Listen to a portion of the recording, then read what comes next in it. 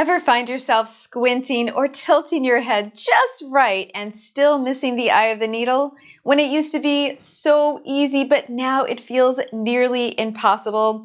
Well, trust me, you're not alone.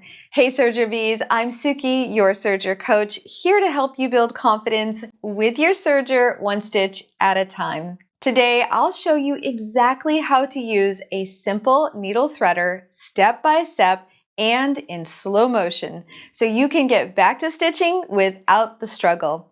And good news, it works for both sergers and sewing machines. Today, I'm demoing with the needle threader that came with my Bernina L460. It's the same one that comes with the L890. And lots of brands make similar versions. But if yours didn't come with one and you don't have a dealer nearby, I've linked the blue Dritz version in the description. It works exactly the same. And bonus, the opposite end doubles as a needle holder, which is super helpful when you're inserting your needle. All right, let's walk through it step by step. Thread your needle path up until threading the eye of the needle. Raise your needle all the way up. Turn the hand wheel toward you until the needle is at the highest point.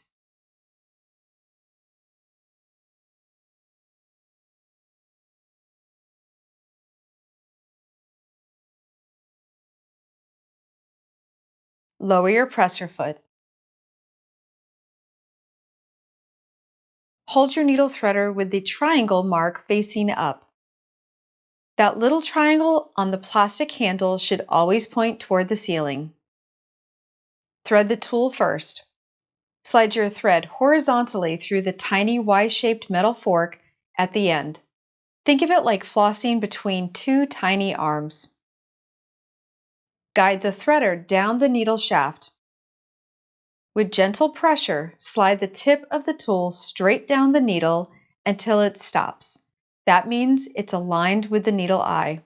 Give it a gentle push. The thin wire loop pokes through the needle eye, carrying your thread right along with it. Pull the tool back slowly. You'll see a small loop appear behind the needle. Grab it with the hook of the tool or your fingers and pull the rest of your thread through.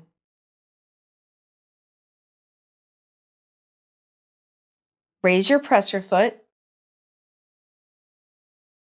pulling out some of the thread and tucking it neatly under your presser foot. Lower the presser foot and start stitching.